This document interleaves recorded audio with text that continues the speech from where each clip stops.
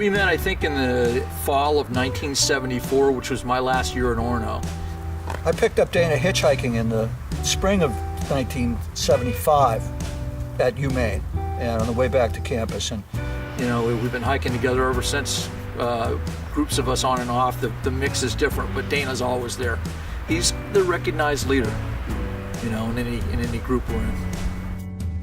Probably the highlights of our adventures with Dana are taking us to other countries. We've been to Tanzania in Africa, climbing Kilimanjaro. We've been to South America 3 times, to Peru and Ecuador. And Dana's always been the one that, his job has been to plan these trips.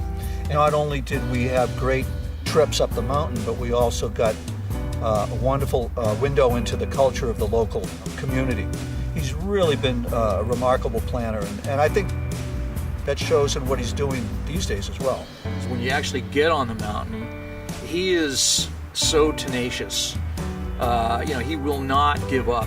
3/4 of the battle is mental. He's got that, and then some. You know, I mean, I felt sometimes like he would bring me along just on sheer willpower.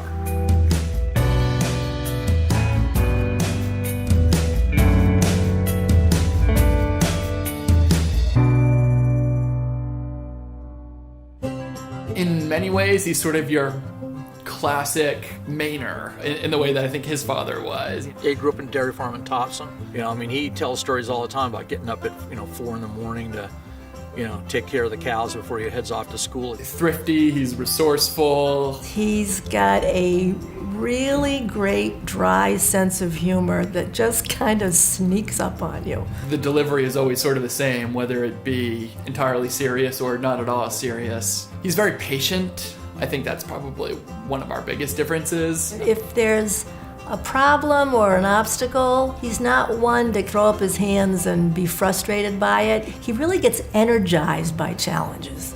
He kind of just sits back, looks at it, and goes, okay, what's the other way to get around this? Finding that road and heading toward your goals, it can be challenging.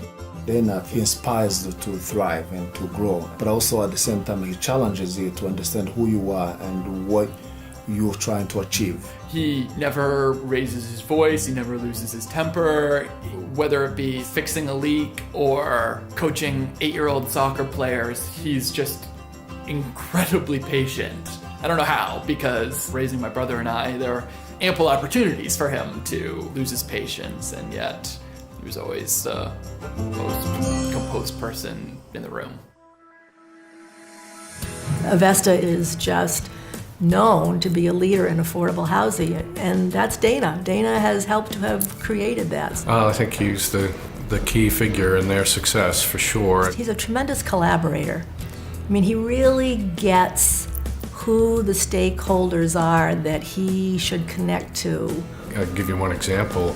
We sat around tables and did some thinking and visited shelters and talked together for a long time to come up with a housing model that we thought could make a real difference in the lives of people. Provide some low barrier permanent housing for chronically homeless people, very vulnerable people, very fragile people.